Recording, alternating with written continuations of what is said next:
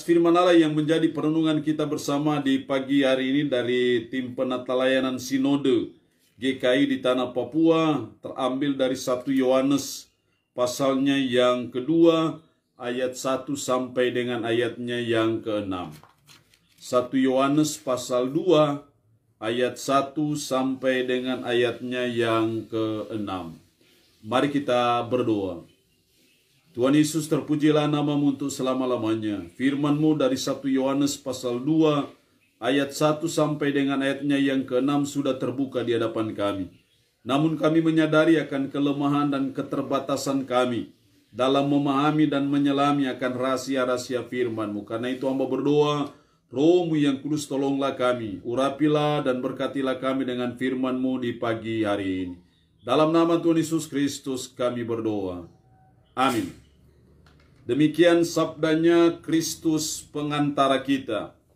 Anak-anakku, hal-hal ini kutuliskan kepada kamu, supaya kamu jangan berbuat dosa. Namun jika seorang berbuat dosa, kita mempunyai seorang pengantara pada Bapa, yaitu Yesus Kristus yang adil. Dan ia adalah pendamaian untuk segala dosa kita. Dan bukan untuk dosa kita saja, tetapi juga untuk dosa seluruh dunia. Dan inilah tandanya bahwa kita mengenal Allah, yaitu jikalau kita menuruti perintah-perintahnya. Barang siapa berkata, aku mengenal dia, tetapi ia tidak menuruti perintahnya, ia adalah seorang pendusta, dan di dalamnya tidak ada kebenaran. Tetapi barang siapa menuruti firman-Nya, di dalamnya orang itu sungguh sudah sempurna kasih Allah. Dengan itulah kita ketahui bahwa kita ada di dalam dia. Barang siapa mengatakan bahwa ia ada dalam dia, ia wajib hidup sama seperti Kristus telah hidup. Demikian kebenaran firman Allah di pagi hari ini. Bersabda, berbahagialah orang yang lapar dan haus akan kebenaran, karena mereka akan dipuaskan. Shalom, puji Tuhan kita bisa berjumpa lagi di ibadah di pagi hari ini. Kita menyadari dan percaya bahwa ini semua karena berkat dan kemurahan Tuhan saja. Wajib hidup sama seperti Kristus. Itulah inti renungan firman Allah di pagi hari ini. Kalau kita bicara wajib, maka itu artinya tidak bisa tidak. Kalau kita bicara wajib, maka itu sesuatu yang harus. Apakah Anda senang atau tidak senang, setuju atau tidak setuju, maka saudara dan saya harus melakukannya.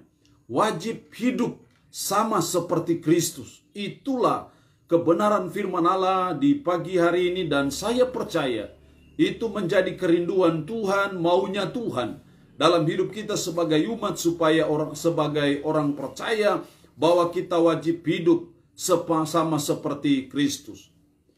Hal ini jelas sekali dalam nats pembacaan kita tadi, secara khusus ayatnya yang ke-6 berkata demikian. Barang siapa mengatakan bahwa ia ada di dalam dia, ia wajib hidup sama seperti Kristus telah hidup. Ia wajib hidup sama seperti Kristus. Itu artinya bahwa kita sebagai umatnya, sebagai pengikut-pengikutnya, kita harus belajar mencontohi dan meneladani kehidupan Kristus. Bagaimana Kristus berkarakter, bagaimana Kristus berkelakuan, bagaimana Kristus berperilaku. Hendaknya itu menjadi contoh dan teladan yang perlu saudara dan saya panuti, yang perlu saudara dan saya contohi dalam hidup kita sebagai umat, sebagai orang percaya, sehingga kita hidup sama seperti Kristus. Lalu pertanyaannya, mengapa kita wajib hidup sama seperti Kristus? Apa yang melatar belakangi akan hal itu? Apa yang menjadi dasarnya? Apa yang menjadi alasannya? Sehingga sebagai umatnya kita wajib hidup sama seperti Kristus.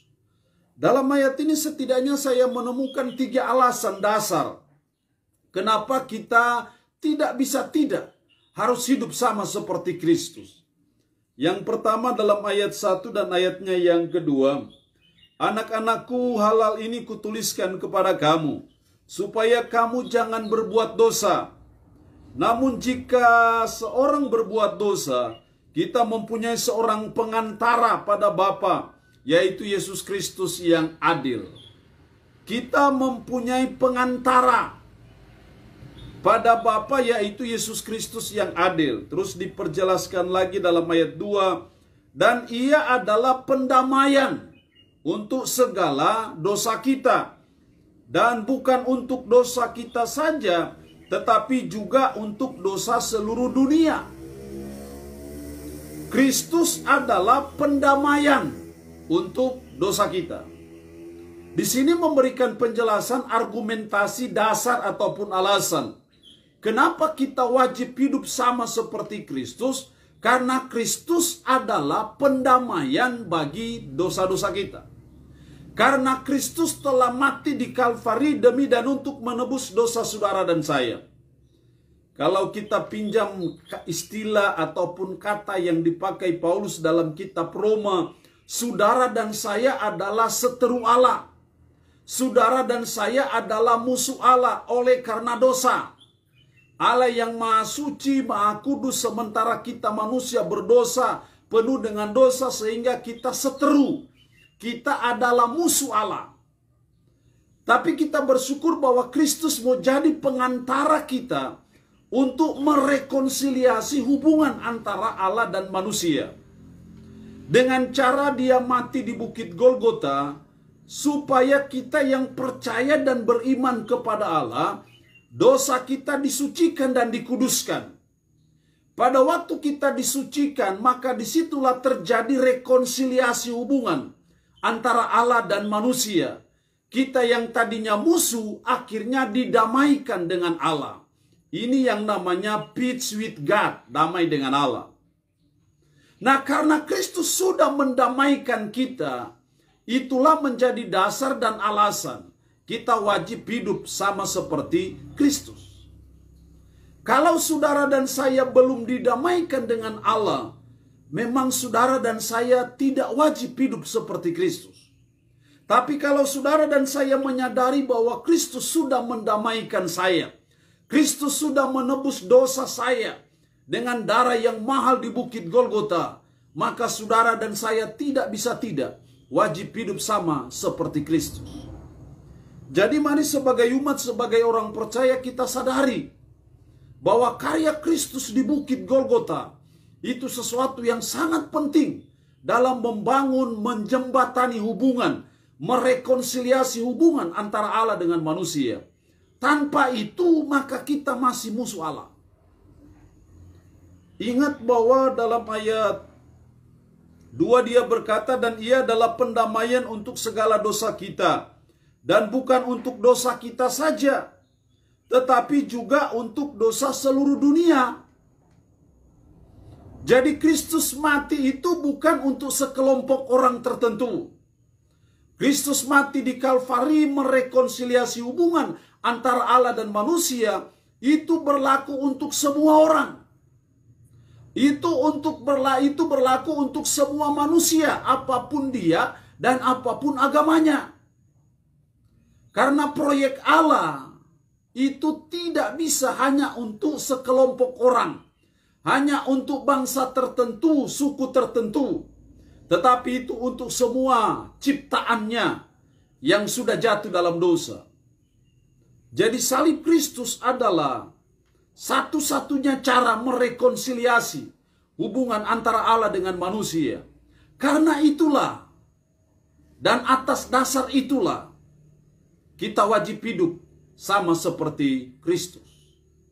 Yang kedua, kenapa kita wajib hidup sama seperti Kristus? Ayat 3 dan 4. Dan inilah tandanya bahwa kamu mengenal Allah, yaitu jikalau kita menuruti perintah-perintahnya. Inilah tandanya bahwa kamu mengenal Allah.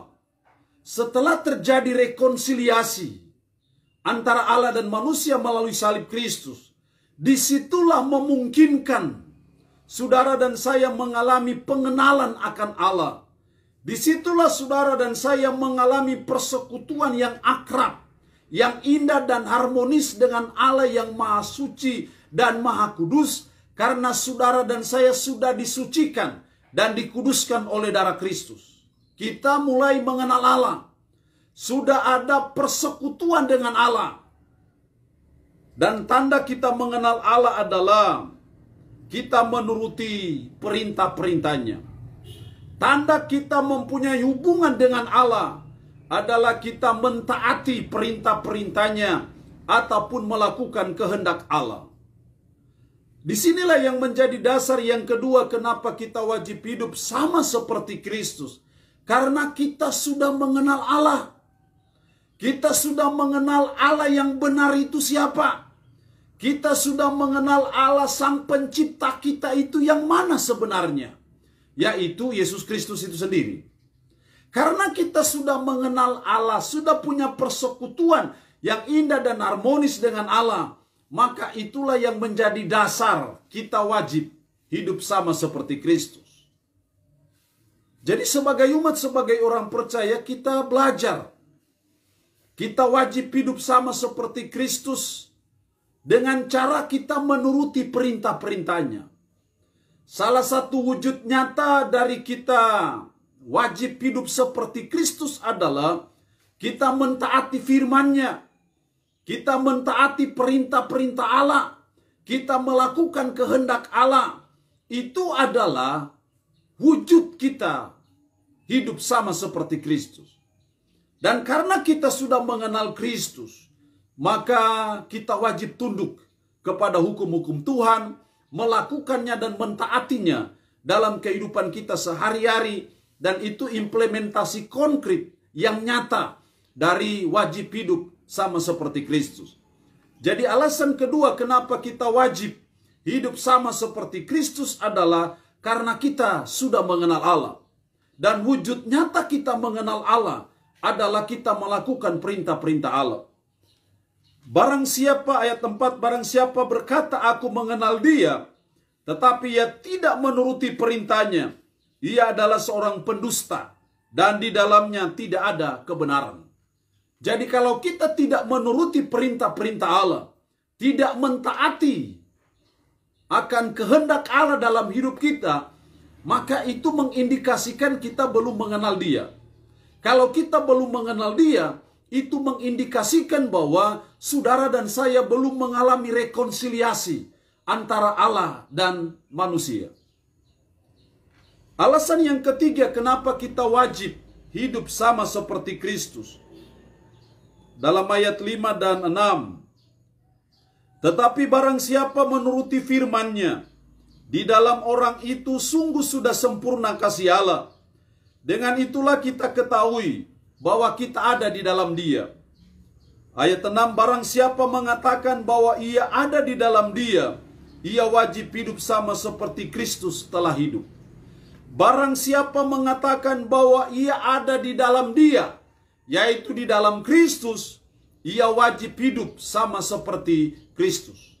Disinilah alasan yang ketiga, kenapa kita wajib hidup sama seperti Kristus. Karena kita ada di dalam Kristus. Karena kita ada di dalam Dia, karena kita terhisap di dalam Kristus, maka saudara dan saya wajib hidup sama seperti Kristus. Kalau saudara dan saya tidak punya kerinduan untuk hidup sama seperti Kristus, jangan-jangan kita belum ada dalam Kristus. Kita masih di luar Kristus. Kalau kita belajar eklesiologi ataupun eklesia, gereja, dari kata eklesia adalah gabungan dari dua kata ek dan kaleo. Ek artinya keluar, kaleo memanggil keluar. Jadi eklesia atau gereja, orang-orang yang telah dipanggil keluar. Dipanggil keluar dari kuasa dosa, dari kegelapan, dari kuasa iblis, ke suatu kuasa yang lain, yaitu kuasa Yesus Kristus. Pada waktu saudara dan saya berpindah dari kegelapan kepada terang, maka pada waktu itulah saudara dan saya ada di dalam Dia. Ada di dalam Kristus. Saudara dan saya sudah ada pada teritorial Kristus. Kita ada pada suatu dominion, kuasa, kekuasaan dari Yesus Kristus. Dulu kita ada pada kekuasaan iblis. Tapi kita telah dipanggil keluar. Kita ada pada kekuasaan Allah, kekuasaan Yesus Kristus. Disitulah kita ada di dalam Kristus. Selagi kita masih ada dalam kekuasaan dosa, kita belum berpindah dari kegelapan kepada terang, berarti kita masih ada di luar Kristus. Apapun agamanya, sekalipun Anda agama Kristen, 7 turunan Anda beragama Kristen. Tapi kalau belum berpindah dari kegelapan kepada terang, berarti Anda masih di luar Kristus. Tapi orang yang sudah berpindah dari kegelapan kepada terang, dia sudah ada di dalam Kristus. Karena dia sudah ada dalam Kristus, maka dia wajib hidup sama seperti Kristus. Berarti pagi ini kita perlu mengoreksi diri. Kita perlu mendiagnosa diri, introspeksi diri. Apakah saya sudah ada di dalam Kristus, ataukah saya masih ada di luar Kristus? Kalau saudara dan saya menyadari bahwa kita sudah ada di dalam Kristus, maka tidak bisa tidak. Sebagai orang-orang yang sudah ada dalam Kristus, kita wajib hidup sama seperti Kristus.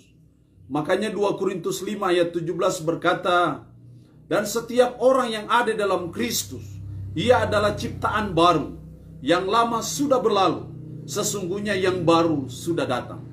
Kehidupan-kehidupan yang lama, kehidupan-kehidupan dalam dosa, ditinggalkan, dibuang, dan kita masuk dalam kehidupan yang baru di dalam Kristus, yaitu kehidupan-kehidupan yang melakukan kehendaknya, yang mentaati perintah-perintahnya, hidup sesuai dengan firman-Nya. Itu adalah manusia baru di dalam Kristus, dan itu bagian dari kita hidup sama seperti Kristus.